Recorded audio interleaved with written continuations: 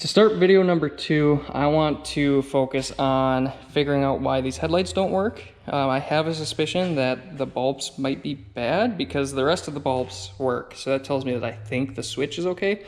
But we're gonna test it. What I have here is some LEDs with a little pigtail adapter harness thing here that came with some other LED bulbs that I had bought. And what I'm going to do is I have the battery kind of shoved out of the way here, just sitting in between the intake and where it's supposed to sit. And I have the wiring exposed for the headlights that actually plugs into the headlights. It isn't in a plug. I don't know if that's normal or if the plug maybe broke and somebody took that off, but that's okay, we'll work with it. Before I just start sticking stuff in here though, I want to take a look at the wiring diagram so that we can figure out what wire does which. I'll kind of walk through the headlight circuit and how the headlight circuit on here actually works. And then we'll test whether these bulbs are just bad, see if we're getting power to these bulbs, or if I have to dig a little bit deeper. Here I have the Haynes manual, just this guy here, and I have the wiring diagram section. I did check this diagram versus or against the service manual, and it is accurate, so that's good. But first off, this system is a switched ground circuit. So what that means is we've got our power wire coming in here. It goes to the headlight relay. When the relay turns on, that power is sent to 2 fuses, one for the left side, one for the right side. From there, that positive wire goes to one point in the bulb, and then the low beam or high beam is turned on with a switch. And essentially what it does is it just grounds whichever bulb that we're working with. So we can see here, we're gonna work with the right side, and we have a red wire with a black stripe. We've got R-B, and then for our low beam here, we have a red with yellow, and then we have a red with green. That is going to be the high beam. So low beam should be red, yellow, high beam should be red, green. So we'll go ahead and set up to test that. All right, so I have the headlights turned on with the switch. And essentially what I'm going to do is, with this little pigtail here, I have a positive and a negative. I have the black, which is our negative. We have the red, which is our positive. What I'm going to do is I'm going to stick the red on the red with black, which is this one here. And then I'm going to put the black on the low beam. So what should happen is when I touch these, the bulb should turn on. And then what I'll do is I will turn the high beams on, and then we'll see if I also have power to the high beam bulb.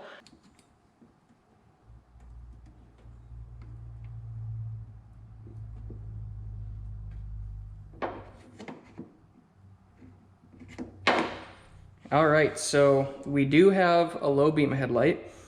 I might put this somewhere over here so it's a little bit easier to see here. So yeah, if I touch those 2 contacts there. So now what I'm going to do is I'm going to go in the truck, I'm going to turn on the high beam headlights, and then we'll see if I have high beams.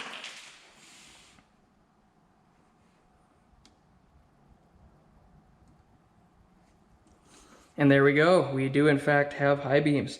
So all that this tells me is that the actual headlight circuitry is okay, and it is just the bulb that is bad.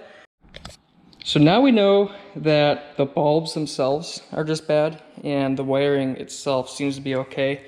But let's say that we didn't get the bulbs to turn on. The next thing I would do is I would check for bad fuses, which are the 2 10-amp fuses in here, these 2, make sure those are okay. I did already check to make sure I have power to the relay. So that's good. You can just jump the 2 connectors with a multimeter or a test light or something like that. Make sure you have good continuity there. Now, let's say that all of that checks out great. We still don't have power to a different bulb. The next thing that I would do is take apart this column here and check out the switch. It seems like it's a pretty common thing that the switch contacts on here will get corroded and they'll stop working. Luckily, I don't have to do that. The switch is okay, and it's just the bulbs. I have the passenger side done. I got the new housing and light in here. That's actually a little bit loose. I might need to wrap some tape around there or something to make sure it's nice and tight. But essentially what I did is I found literally like the cheapest housings I could on eBay that allow for an H4 bulb. And then I ended up throwing some of these in there, some Osram night breakers. These have super good reviews, so I'm excited to try these. But I have this side all put together. The plug on this side was broken, but it does in fact work. So if I turn the headlights on, we got headlights. If I switch to brights, we've got brights. So that's good. I think I'm going to go ahead and get this side installed. I'm gonna put some wraps of tape around the outside just to keep it nice and firm in the housing itself so it doesn't shake around, and then I'll take this one out and do the same thing so it's nice and tight in there. What I did here is I took some of this looming tape. This specifically is some Red Wolf stuff. It comes in like a 5-pack on Amazon, super cheap, and it works really, really well. And what I did is I started with 2 wraps around the headlight like this, just to thicken up this gap. If we look at the difference in the gap from the original headlight, this one is pretty thick and this one is pretty thin. So I started with 2, that wasn't enough to keep it tight in there, so I ended up with 4. And this is the passenger side that's mounted to the truck. So if I try and move this thing, it's nice and sturdy here. It's not going to be bouncing around as I'm going down the road or whatever the case may be. So that's good. I'm going to go ahead and get the other side installed and we'll have headlights. All right, we have headlights. These look incredible. This is exactly what I was going for. Originally, I was thinking about maybe doing some LEDs in some factory style housings like this, but there's 2 reasons I didn't do that. One is because this truck has a switched ground setup. It would be reverse polarity and LEDs would not even work. They wouldn't light up. And then 2 is just because I like the way the halogen lights work, and especially these Osram bulbs. These guys are super bright and everything looks period correct. I want everything to be period correct, so I don't necessarily want some super bright LEDs on here that have that different tone, that different color. So this looks incredible. Everything works as it should. The switch turns on with the headlights. If I do the flash to pass, you know, where you just kind of pull the headlight stock, the brights turn on. If I put it in the on position with the stock, the high beams don't actually turn on. But I'm assuming that that is going to be an issue with the stock itself. So if I do this and I have the stock forward, it doesn't actually turn the high beams on. So I'm just assuming that that is an issue with this stock itself and not the headlights. But we'll take that apart at a later time, get that cleaned up so it's all ready to go. Next, I want to install these plastics here. So this guy had actually minimal issues. There's a broken arm on one of the pieces. Yeah, there's a broken arm on the one side, but that's not a huge deal. I'm gonna get it cleaned up, get that installed. This piece here, the plugs were uninstalled because I had to get those rewired up in that last video. And then there was some cracking. So I plastic welded it together and used some hot glue to fill in a little bit of a hole that it had. Now this piece, when I got it, was literally just in 5 or 6 different pieces. So I used a plastic welder, got it all back together, and then I used some hot glue to fill in a couple holes where it looks like somebody may have drilled some holes for some switches, and then I couldn't find the plastic piece that actually goes there. So I got this thing back together. It doesn't look perfect, but I mean, you know, the whole rest of the truck doesn't look perfect either, so that's all right. So I'm gonna get this stuff installed, and it'll actually be a little bit exciting because I have never seen this truck with all the plastics installed. Everything's put back together here. Got all of the plastics installed. They're all nice and sturdy. The only thing is it looks like there's supposed to be some sort of clamp here that's broken, so I'm sure that's gonna get a little bit annoying going down the road.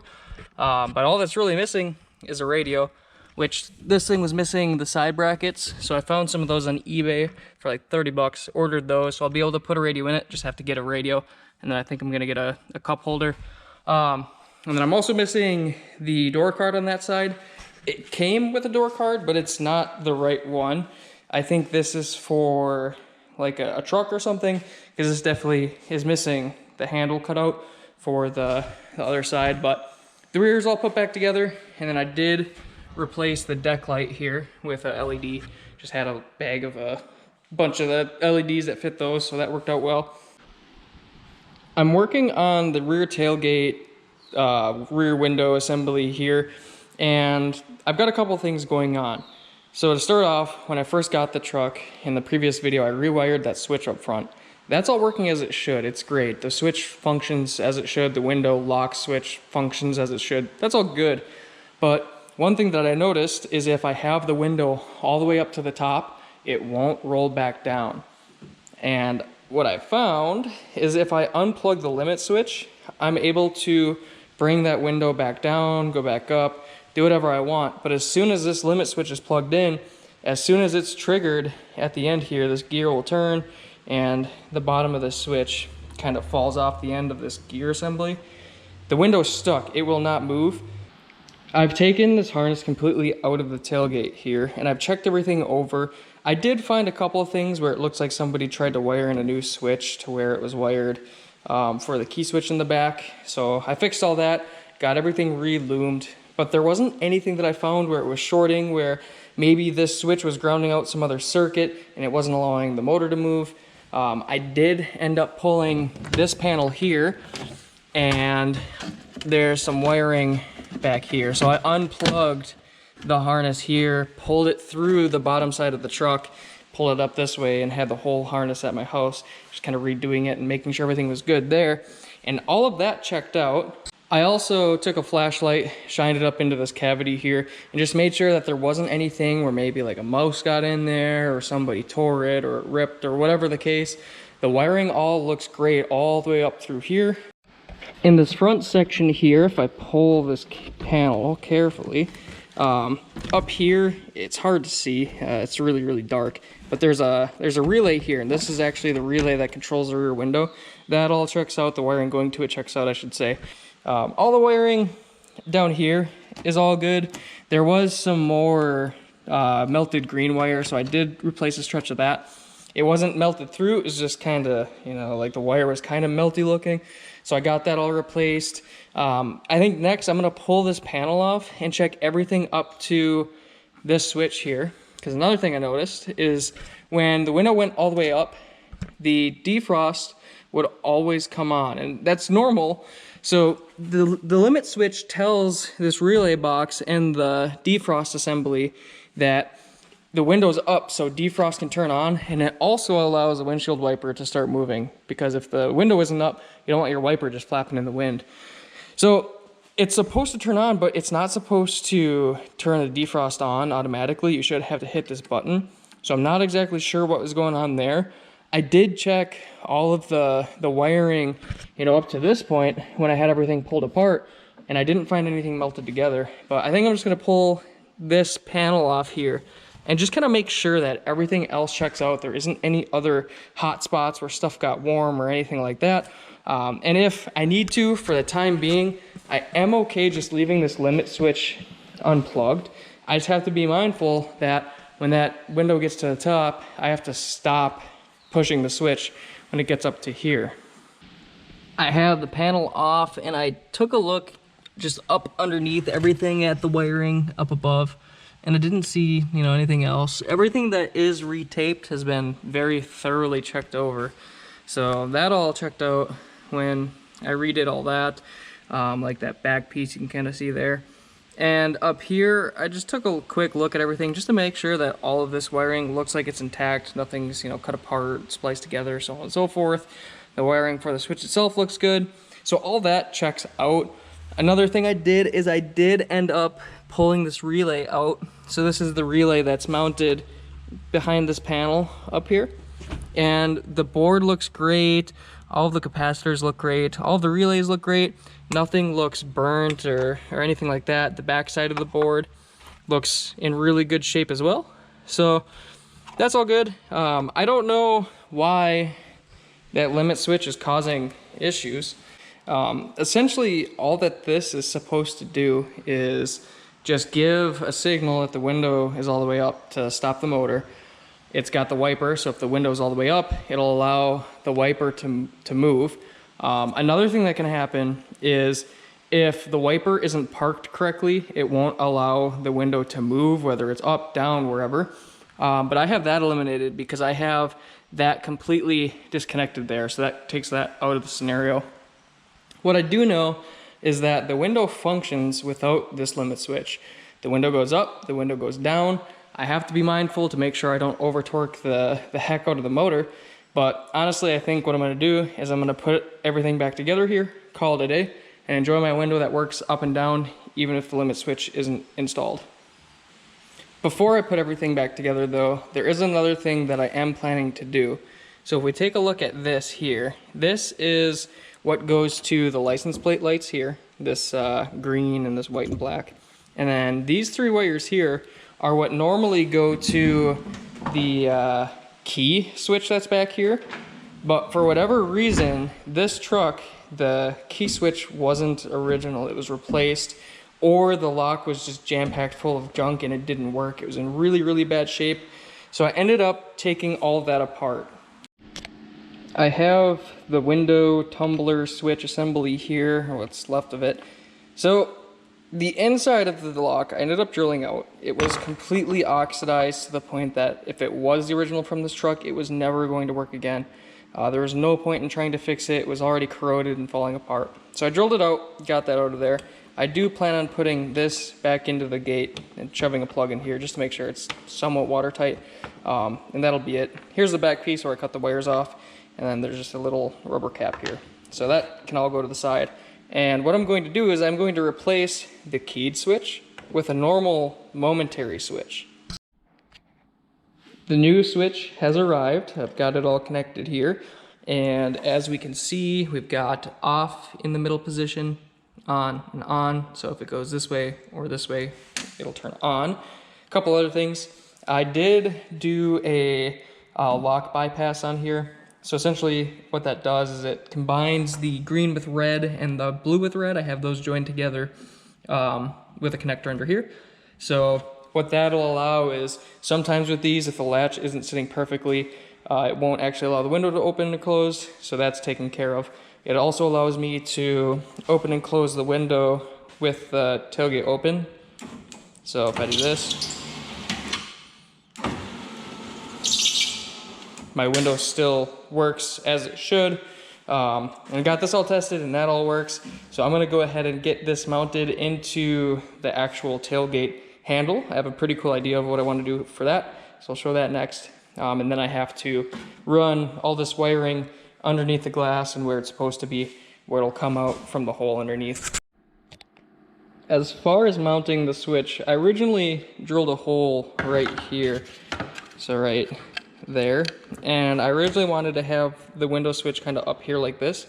Well, the issue with that is this piece sits in here like this, and it's really awkward trying to reach your finger under because you're reaching over this way to try and flip it. So what I've resorted to is I'm going to drill a hole right here, so that way the switch will sit like this. So all that you have to do is reach your finger up and then you just go boop or boop, and that'll roll the window up and down. It'll be nice and hidden, so it, not anyone can just know it's there. I might also Dremel some of this out to make it a little easier to reach that corner.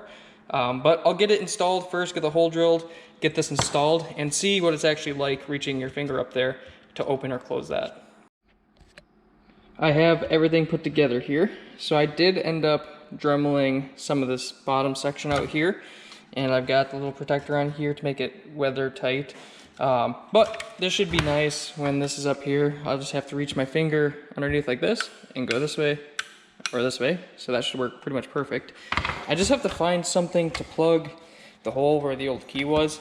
I do still have the old actual insert that went into here, how it went in like this. But I don't know that it's gonna stay in there very secure, and I don't have anything to plug the middle insert, so I'm not sure if I'll end up using this. I might look around and see if I could find something to kind of shove in here, but we'll see. So if I press the switch here, when it goes down, I press it the other way. When it goes back up, I gotta fix whatever's making that noise. But that turned out pretty much perfect. Let me get the window down and I'll show you what everything looks like inside of the tailgate here. As far as the wiring in the hatch goes, the wiring comes in over here, goes up, and I've got it zip tied a couple places. So I think there's one zip tie right there. There's another on the opposite side of the plug. And I just wanted to make sure that the wiring stays down, or I guess back when the tailgate is up. But I want it to stay down so that when the window is going up and down, it doesn't interfere with the wiring at all. It does touch a little bit when it gets all the way down to the bottom, but I don't think there's really gonna be any way to avoid that. And I have 3 layers of loom on here, so I think it should be all right. So I'm gonna get everything cleaned up here. I'm probably gonna vacuum the inside of the tailgate out quick, get the panels back on, get everything shut back up, and this should be good to go. Now that the rear window is all situated and taken care of, it's time to finish up the mechanical tune-up on here. So I did an oil change. I finished that up. I did throw a magnetic oil drain plug in the bottom of the pan. That stuff's all super boring. It's just an oil change. Everyone's seen it. We put the air filter spark plugs in the last video. For this video, I've got some new OEM or OE cables. I've got a new rotor, distributor cap, fuel filter. I also got a new O2 sensor because it is throwing code for an O2 sensor, but that hasn't arrived yet. It's just some cheap one on Amazon. I didn't end up getting an OEM one for that just in case. So when that gets here, I'll get that installed. But today we're gonna take apart the distributor, replace the cap, replace the rotor, replace the wires, and then replace the fuel filter.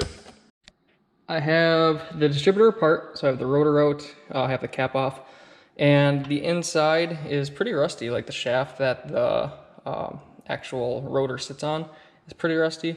I did a quick Google search and it seems like that can happen on some, so I don't know if it's that big of a deal. I'll do some more research tonight, but for now, I don't have a new distributor.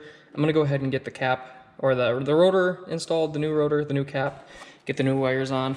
And then when that is all done, I have a new fuel filter because I don't know how old this one is and it's not actually installed correct. It's kind of just sitting in the engine bay like this, and it's supposed to actually be underneath the intake manifold. It kind of sits on the side of the engine underneath everything. So it looks like it's going to be a little bit of a pain to get the new one installed, but I want it installed correctly. I'll have a new one in there, so should be good to go. But yeah, I'm going to get this stuff installed again. Another thing I might want to do in the future is check the ignition timing, because the distributor is definitely, it looks like it's retarded a little bit, or it might be advanced. I'm not entirely sure. I'm gonna have to do some more research on that, but I should check that, get a timing light, make sure that the ignition timing is set where it's actually supposed to be. The only thing that concerns me is I put new plugs in here and I pulled them out the other day just to check them, and they were a little white, so that tells me it's running a little lean. That might be because of the O2 sensor. It might be an adjustment I need to do in the AFM. Or it could be something with the timing. I wouldn't think it'd be the timing, but maybe. I don't know. But I'm gonna get the stuff back installed and work on the fuel filter next. One thing that I'm noticing as I'm kind of putting some stuff away here is this big old sticker here that's made in China. This looks like a cheap replacement. I don't know. I mean, I could maybe look up that part number, but I don't know if it's worth my time, honestly. But I'm sure this will be a nice improvement over the old one. The engine had a little bit of a misfire every once in a while, so I'm hoping all of this will help cure that.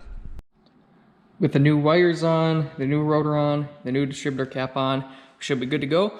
And I can tell the difference between the old wires and the new wires. These ones have a nice firm grasp on the spark plugs.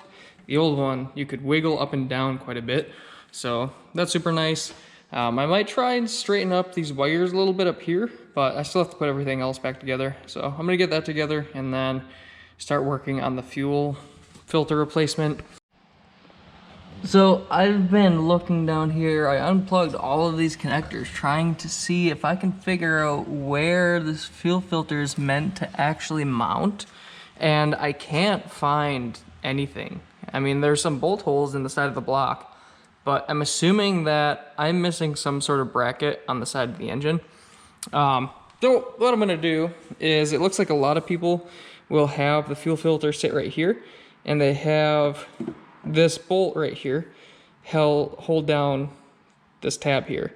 So I'll have the fuel filter relocated right there, but I just want it to be held down so it's not just flopping in the wind. That's fine with me, whatever. It'll make it easier to replace it in the future, because I don't know where the heck this thing is supposed to go.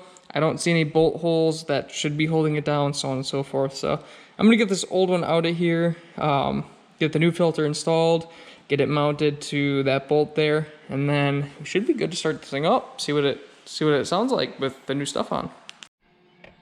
The new filter is bolted in place, so I got the new fittings on there, or the new crush washers with the old fittings, and then I have it nice and secure, so it's bolted to the frame so it's not going anywhere. I did leave the AC line unbolted, and that's because I actually plan on removing that line because I don't plan on having air conditioning in this truck. But I got that replaced. This is the old one here, and I mean, you can just see, looking at the fuel that's coming through the back side of that thing. The front side looks relatively okay. Like if I shine a flashlight through it, the back side is absolutely disgusting. The front side is relatively okay, but I would pretty much guarantee that I was getting almost nothing for fuel pressure. So I imagine that replacing the filter is going to make a huge difference in the way the truck runs. And it might even be a good idea for me to order 1, 2, or 3 more and replace it, you know, maybe replace it after a week, replace it after a week again, and maybe replace it after a month after that, just to make sure that any junk that's getting flushed through is getting caught by the filters and then getting replaced and removed, because this looks pretty gross. Look at that. Gross. It's been a couple days. I've been pretty busy here. I've had a drift event a couple days ago, so I was focused on getting this car ready and going to the track and doing tires and all that type of stuff. But I have been kind of working on this in the background. So I slapped this front fascia on here. It's not actually really secured by anything because I don't know what type of pins are supposed to go in here, but I've at least got it on. I do have a battery hold down now, so the battery's actually held in place. This battery is smaller than what's supposed to be in here, so it does have a little bit of a weird angle. Before I actually start driving this, I'm gonna add something so that the battery sits a little bit higher, so it's actually pushing that battery down. All of the fuel filter, the lines in the back were replaced, so that's all good. All of the ignition stuff has been replaced now, except for the actual igniter itself, but that should be all right.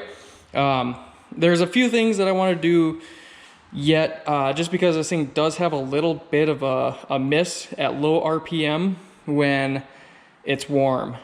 So my first guess would maybe be the injectors are plugged, because there's a little tip on the ends of them that can get plugged. So I might be getting a rebuild kit for those, pulling the injectors, rebuilding those, doing the timing. I need to get a timing light to do that. So that'll all be in a different video. We'll do some more kind of in-depth stuff, and I'll kind of show how I want to actually take a look at everything and diagnose everything. I did end up getting the O2 sensor replaced in here. The bolts that were on here, they were rounded before I even started. So I tried to get them loose, I couldn't get them loose. So what I ended up doing is I used my Dremel and I cut a slit in each bolt, and then I used a flat screwdriver, hammered it in there, split the nut in two, and then broke the nut loose that way. Pulled the old sensor out, put this one in. This is just some Amazon special. It was $15. So slap that on there. There is a pretty aggressive exhaust leak on this weld on the other side, so I'll have to have that fixed, but it doesn't seem to be leaking around the gasket or anything there. And then the wire runs through here. I did end up finding this on the frame of the truck when I was underneath there. It was caked in mud. I pulled it off, and to my surprise, there actually was a spare key in the case. And that spare key, if I throw it in the ignition, like this, it does in fact work. Starts the truck, starts right up. But this thing's running quite a bit better here. It still has a little bit of a misfire. That may be from some of the old fuel that was in here. It may be injectors. I did just kind of poke a screwdriver down and listen and make sure that each injector is working, and it did seem to be the case. But there's a couple other things I could check and look through, but that's gonna be a different video because I wanted to kind of just get it running, do the tune-up, and then we'll do some more diagnosing later on. But that's gonna be the end of this video. Leave a like if you like it, subscribe if you want to see more of this thing, and I will see you in the next one.